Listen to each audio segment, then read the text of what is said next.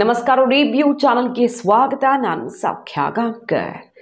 ಕಾಂಗ್ರೆಸ್ ಹೈಕಮಾಂಡ್ನಿಂದ ಕರ್ನಾಟಕ ಕೈಪಾಳ್ಯದ ಬಗ್ಗೆ ದೊಡ್ಡದೊಂದು ತೀರ್ಮಾನ. ಇದು ಕಾಂಗ್ರೆಸ್ ಮೂಲಗಳಿಂದಾನೇ ಬರ್ತಾ ಇರುವಂತಹ ಬಿಗ್ ನ್ಯೂಸ್ ಮತ್ತು ಕೈಪಾಳ್ಯದಲ್ಲಿ ಹಲವರಿಗೆ ಬಹುದೊಡ್ಡ ಆಘಾತಕಾರಿ ಸುದ್ದಿ ಕೂಡ ಹೌದಿದು.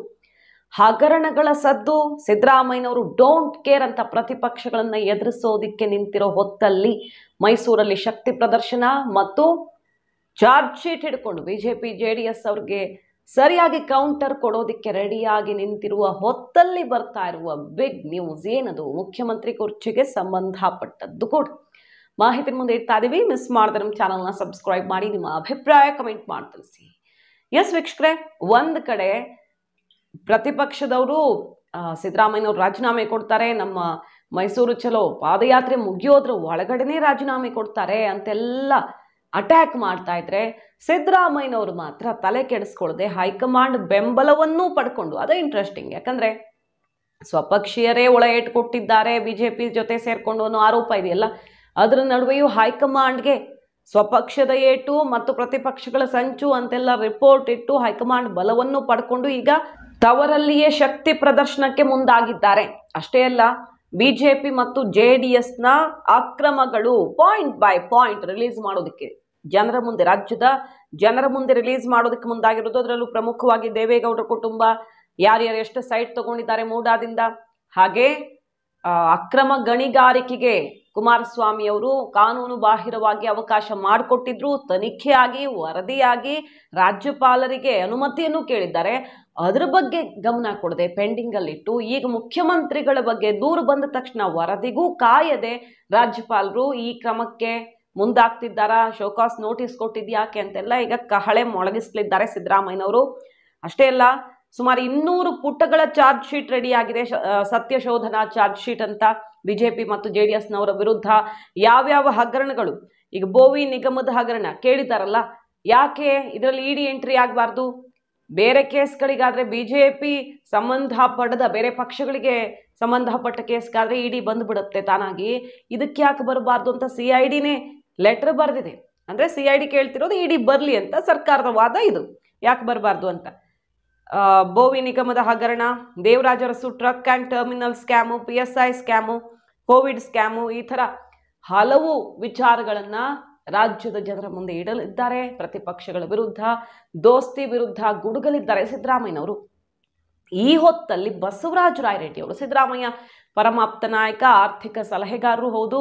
ಯಾಕೆ ಇಂಟ್ರೆಸ್ಟಿಂಗ್ ಅಂದ್ರೆ, ಬಸವರಾಜ ರಾಯರೆಡ್ಡಿ ಅವರು ಸುಮ್ಮನೆ ಹೇಳಲ್ಲ, ಇದ್ದಂಗೆ ಹೇಳ್ತೀನಿ, ತಲೆ ಮೇಲೆ ಹೊಡೆದಂಗೆ ಹೇಳ್ತೀನಿ, ಮುಚ್ಚು ಮರೆ ಇಲ್ಲ ಅಂತಾನೆ ಮಾತಾಡೋದು ಅವರು. ಫಾರ್ ಎಕ್ಸಾಂಪಲ್, ಗ್ಯಾರಂಟಿ ಹೊರೆಯಾಗಿದೆ ಅಂತ ತಮ್ಮದೇ ಸರ್ಕಾರದ ಗುಟ್ಟನ್ನ ಬಿಟ್ಟುಕೊಟ್ಟವರು. ಯಾವ ಕ್ಷೇತ್ರಗಳಿಗೂ ಅನುದಾನ ಇಲ್ಲ, ಅಭಿವೃದ್ಧಿ ಆಗ್ತಿಲ್ಲ ಅಂತ ಅದನ್ನು ಓಪನ್ ಆಗಿ ಹೇಳಿದ್ರು. ಮೊನ್ನೆ ವರ್ಗಾವಣೆ ದಂಧೆ, ಪರಶುರಾಮ್ ಸಾವಿನ ಕೇಸಲ್ಲಿ ಹೌದು ಈ ರೀತಿ ಲಂಚಾವತಾರ, ಭ್ರಷ್ಟಾಚಾರ ವರ್ಗಾವಣೆಯಲ್ಲಿ ಆಗ್ತಿರೋದು ಹೌದು, ಹಿಂದೆನೂ ಆಗಿದೆ ಈಗಲೂ ಆಗ್ತಿದೆ ಅಂತ ಅದನ್ನು ಓಪನ್ ಆಗಿ ಹೇಳಿದ್ರು. ಈಗ ಹೇಳ್ತಾ ಇರೋದು, ಹೈಕಮಾಂಡ್ ಕೂಡ ಸಿದ್ದರಾಮಯ್ಯ ಬೆನ್ನಿಗೆ ನಿಂತಿದೆ, ರಾಜೀನಾಮೆ ಕೊಡುವ ಮಾತೇ ಇಲ್ಲ, ಅವರೇ ಇನ್ನೂ ಉಳಿದಂಥ 3.5 ವರ್ಷಕ್ಕೂ ಕೂಡ ಮುಖ್ಯಮಂತ್ರಿಯಾಗಿ ಮುಂದುವರಿತಾರೆ ಅನ್ನೋದು ತೀರ್ಮಾನ ಆಗಿದೆ. ಯಾರು ಏನೇನು ಮಾಡ್ತಿದ್ದಾರೋ ಗೊತ್ತಿಲ್ಲ, ಆದರೆ ಸಿದ್ದರಾಮಯ್ಯನವರು ಮುಖ್ಯಮಂತ್ರಿಯಾಗಿ ಕೆಳಗಿಳಿಯುವಂತಹ ಚಾನ್ಸೇ ಇಲ್ಲ. ಬಾಂಡ್ ಪೇಪರ್ ಮೇಲೆ ಬರೆದು ಕೊಟ್ಟಿದ್ದಾರೆ, ಯಾರಾದರೂ ಅಧಿಕಾರ ಬಿಟ್ಟುಕೊಡ್ತೀವಿ 2 ವರ್ಷ ಆದ್ಮೇಲೆ 3 ವರ್ಷ ಆದ್ಮೇಲೆ ಅಂತೆಲ್ಲ ಸುದ್ದಿಗಳಿದೆಯಲ್ಲ, ಅಥವಾ ಈಗಲೇ ಚೇಂಜ್ ಆಗ್ಬಿಡ್ತಾರ, ಸತೀಶ್ ಜಾರಕಿಹೊಳಿ ಬರ್ತಾರೆ ಚೇಂಜ್ ಆಗೋದಾದ್ರೆ ಅಂತ ರಾಜಣ್ಣವ್ರು ಹೇಳಿದ್ರು. ಆ ಕಡೆ DK ಶಿವಕುಮಾರ್ಗೆ ಮಾತು ಕೊಟ್ಟಿದೆ ಹೈಕಮಾಂಡ್ ಅನ್ನುವಂಥ ವಿಚಾರ. DK ಶಿವಕುಮಾರ್ ಕೂಡ ಒಂದ್ಸಲ ಹೇಳಿದ್ರಲ್ಲ ಎಲೆಕ್ಷನ್ ಟೈಮಲ್ಲಿ, ಹೈಕಮಾಂಡ್ ಮಟ್ಟದಲ್ಲಿ ಎಲ್ಲ ಫೈನಲ್ ಆಗಿದೆ, ಒಕ್ಕಲಿಗ ಸಮುದಾಯ ನೆನಪಿಟ್ಕೊಳ್ಳಿ, ಅವಕಾಶ ಬರೋದಿದೆ ಅಂತೆಲ್ಲ ಓಪನ್ ಆಗಿ ಹೇಳಿದ್ರು. ಸೊ ಎಲ್ಲರಿಗೂ ಕೌಂಟರ್ ಮತ್ತು ಅತಿ ದೊಡ್ಡ ವಿಚಾರವೊಂದನ್ನ ಇಟ್ಟಿದ್ದಾರೆ.